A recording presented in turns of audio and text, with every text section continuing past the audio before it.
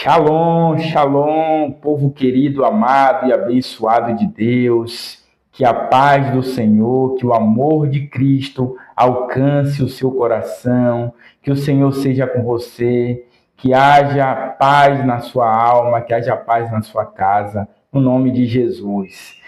Queridos, eu estou muito feliz em poder estar aqui novamente com você, para a gente poder compartilhar juntos uma mensagem do Evangelho de Jesus. E hoje vamos falar sobre um assunto muito importante para todos aqueles que decidiram caminhar com Cristo. Vamos falar hoje sobre a importância do discipulado em nossas vidas. O discipulado ele é muito importante, ele é um dos fundamentos mais lindos da trajetória do Evangelho. E nós não podemos desprezar o discipulado em nossas vidas. E vamos ler isso lá no livro de Mateus, capítulo 11, no versos 9 ao 11, que vai nos dizer assim, ó: Afinal, o que foram ver? Um profeta? Sim, eu digo a vocês, mais que um profeta. Este é aquele a respeito de quem está escrito: Vejam, eu enviarei o meu mensageiro à sua frente. Ele preparará o seu caminho diante de você. Em verdade, lhes digo que, entre os que nasceram de mulher, não surgiu ninguém maior do que João Batista. Olha o que Jesus ele declara aqui. Jesus chamou João Batista do maior profeta de todos o que passaram na Bíblia. De todos os personagens, Isaías, Ezequiel, Daniel, todos os personagens, todos os profetas que tiveram na Bíblia, Jesus diz que João Batista é o maior de todos. Olha, que mensagem, hein? Que honra que João Batista teve, né? Então, por que Jesus chamou João Batista do maior profeta de todos? Por que você acha isso?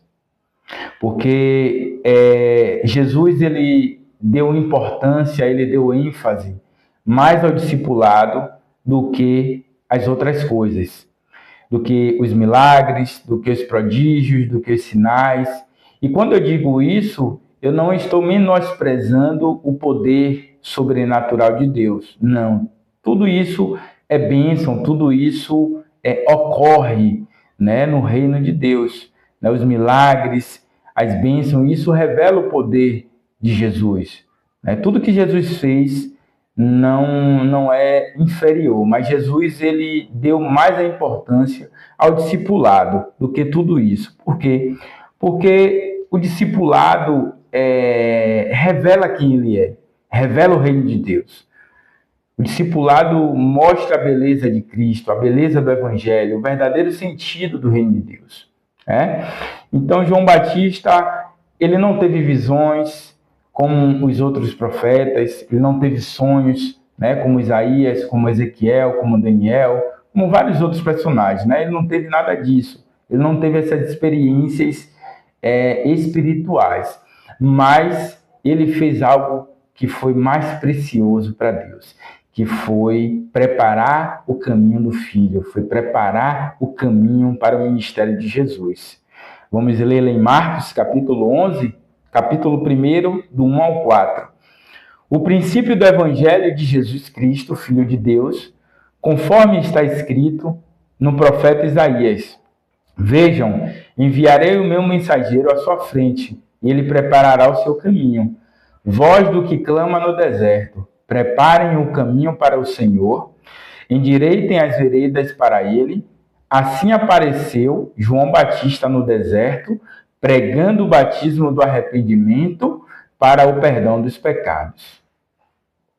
Jesus, ele não desprezou o seu preparo. Antes de Jesus iniciar o seu ministério, antes de Jesus dar início ali, após o seu batismo nas águas por João, Jesus primeiro ele se prepara, né, ministerialmente, espiritualmente, para que ele viesse dar início. Mas quando eu falo isso, né, podemos entender, mas por que Jesus se ele era Deus, se ele é Deus, por que ele precisou se preparar, por que ele precisou estudar, por que ele precisou orar, por quê? Para que nós viéssemos repetir a mesma trajetória que ele. Então, Jesus ele foi muito humilde. A Bíblia diz que ele é manso e humilde. Jesus ele foi muito humilde. Ele diz que, na palavra ele diz, eu não vim para ser servido, mas para servir. Então, Jesus ele não despreza o discipulado, ele dá ênfase, ele dá importância ao preparo. E nós precisamos também hoje darmos seguimento a esses mesmos caminhos. Nós precisamos nos preparar. Então, muitas das vezes nós queremos pular etapas, nós queremos avançar alguns degraus e esquecemos de antes nos preparar para que nós venhamos exercer, né, talvez um ministério, talvez alguma função, né, no reino de Deus. Então, Jesus ele estava sempre assentado aos meios dos doutores da lei, né, ouvindo, aprendendo, interagindo sobre as Sagradas Escrituras. Como diz lá em Lucas, no capítulo 2, 39, vai dizer, né? Depois de terem feito tudo o que era exigido pela lei do Senhor, voltaram para a sua própria cidade Nazarena, na Galileia. O menino crescia e se fortalecia, enchendo-se de sabedoria, e a graça de Deus estava sobre ele. Logo mais adiante vai dizer, e aconteceu que, passados 3 dias, o acharam no templo, assentado no meio dos doutores, ouvindo-os e interrogando-os. E todos os que ouviam admiravam a sua inteligência. Então, aqui a gente vê que Jesus estava sempre ali, sentado, no meio das pessoas mais experientes, né? Os anciões, as pessoas mais velhas ali, estava, né, ouvindo, aprendendo e interagindo ali sobre a palavra do Senhor. Então, Jesus ele começa o seu ministério com cerca de 30 anos, porque com essa idade era considerado um homem maduro na cultura judaica. Em Lucas vai confirmar isso, né? Capítulo 3, versículo 23. Jesus tinha cerca de 30 anos de idade quando começou o seu ministério. Mas por que Jesus começa o seu ministério com 30 anos? Se ele já era Deus, se ele já tinha toda a inteligência e sabedoria? Porque para os judeus, como eu disse, né, alguém com essa idade era considerado maduro e poderia ter discípulos, formar discípulos. Então, talvez se Jesus tivesse começado seu ministério antes dessa idade, as pessoas não dariam credibilidade, não acreditariam muito por ele ser tão jovem.